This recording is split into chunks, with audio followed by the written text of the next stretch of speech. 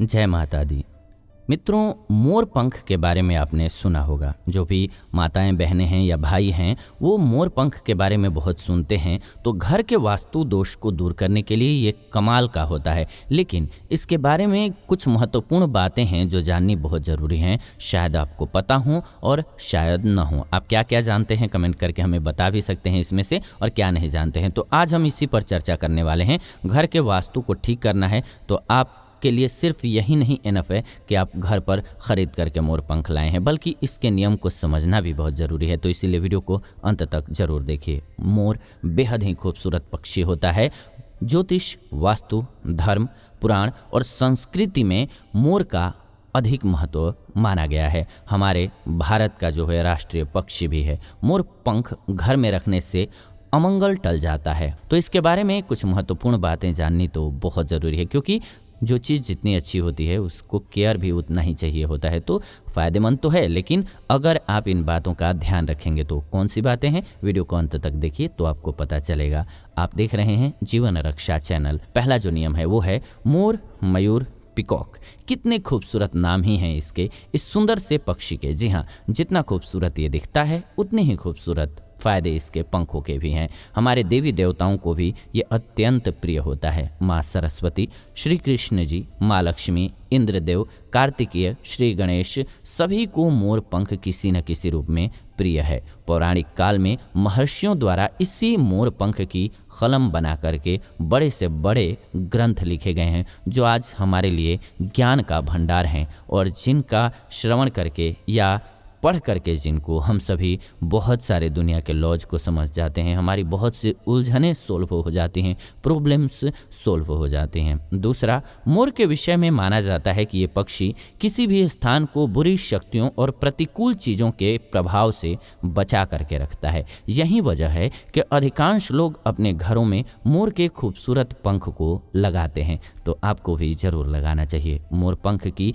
जितनी महत्ता भारत के लोगों के लिए है, शायद ही किसी अन्य देश के लोगों के लिए ये हो। हमारे यहाँ माना जाता है कि मोर नकारात्मक ऊर्जा को दूर करने में सबसे प्रभावशाली होते हैं। तो ये कमाल की बात है कि हम घर में मोर पंख क्यों रखते हैं। आप जानते भी होंगे या देखा होगा आपने कि बहुत से जगह पर तो इसमें से नेगेटिव एनर्जी दूर होती है, इसीलिए इससे झाड़ फूक भी किया जाता था। झाड़ फूक का बेसिकली मतलब क्या होता था कि उसकी पॉजिटिव एनर्जी हमारे आसपास आ जाती थी। हालांकि 20वीं शताब्दी के उत्तरार्ध में पश्चिमी देशों के लोग मोर पंख को दुर्भाग्य का सूचक मानते थे, लेकिन मोर पंख की शुभता का अनुभव होने के बाद उन्हें शुभ चिन्ह के रूप में स्वीकार कर लिया गया। जी हाँ, ग्रीक पौराणिक कथाओं के अनुसार मोर को हेरा के साथ संबंधित किया जाता है। मान्यता के अनुसार आर्गस, जिसकी 100 आंखें थी, उसके द्वारा हेरा ने मोर की रचना की। यही वजह है कि ग्रीक लोग मोर के पंखों को स्वर्ग और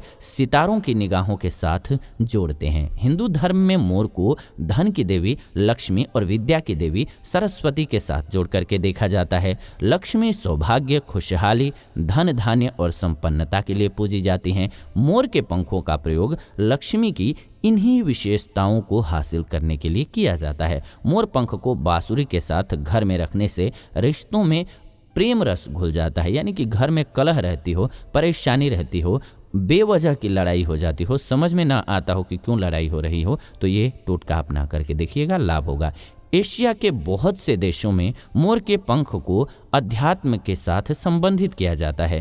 क्वान यिन, जो कि अध्यात्म का प्रतीक है, इसका मोर से खास रिश्ता माना गया है। क्वान यिन प्रेम, प्रतिष्ठा, धीरज और स्नेह का सूचक होता है। इसीलिए संबंधित देशों के लोगों के अनुसार मोर पंख से नज़दीकी यानी कि क्वान यिन से समीपता मानी गई है। अगर आपके वैवाहिक जीवन में तनाव है तो अपने शयन कक्ष में मोर पंख रखिए। इससे पति पत्नी के बीच प्यार बढ़ता है। यदि शत्रुता समाप्त करनी हो या कि शत्रु तंग कर रहा हो, आपको परेशान हो गए हों, तो मोर पंख पर हनुमान जी के मस्तक के सिंदूर से उस शत्रु का नाम मंगलवार या शनिवार की रात्रि में लिख करके उसे घर के पूजा स्थल में रख दीजिए और सुबह उठ करके उसे चलते पानी में प्रवाहित कराइए। इससे बला टल जाएगी। वास्तु शास्त्र के अनुसार मोर पंख को घर की दक्षिण दिशा में स्थित तिजोरी में खड़ा करके रखने से कभी भी धन की कमी नहीं होती है। राहु का दोष होने पर मोर पंख घर की पूर्वी और उत्तर पश्चिम की दीवार पर लगानी चाहिए। अगर आपके घर में मोर पंख है तो आपके घर में कोई भी बुरी शक्ति प्रवेश नहीं कर पाती है। यह घर से नकारात्मक ऊर्जा को दूर करके सकारात्मक ऊर्जा को बढ़ा देती है। वास्तुशास्त्र के अनुसार मोर पंख को घर में रखने से आपके घर के सारे दोष दूर हो जाते हैं। यदि मोर का पंख घर से पूर्व और उत्तर पश्चिम दीवार में या फिर अपनी जेब और डायरी में रखा हुआ है तो राहु कभी भी परेशान नहीं करेंगे। मोर पंख की पूजा कीजिए या हो सके तो उसे हमेशा अपने पास रखिए। मोर पंख को घर में रखने से परिवार के सदस्यों की सेहत भी अच्छी रहती है। ग्रहों के अशुभ प्रभाव होने पर मोर पंख पर 21 बार ग्रह का मंत्र बोल करके पानी का छींटा दे दीजिए और इसे श्रेष्ठ स्थान पर स्थापित कीजिए जहां से ये दिखाई दे। आर्थिक लाभ के लिए किसी मंदिर में जाकर के मोर पंख को राधा कृष्ण के मुकुट में लगाइए और 40 दिन बाद इसे लॉकर या फिर तिजोरी में रख दीजिए। बुरी नज़र से बच्चों को बचाने के लिए नवजात बालक को मोर पंख चांदी के ताबीज में मढ़ करके पहनाइए, इससे फायदा होगा। घर के मुख्य द्वार पर 3 मोर पंख लगा करके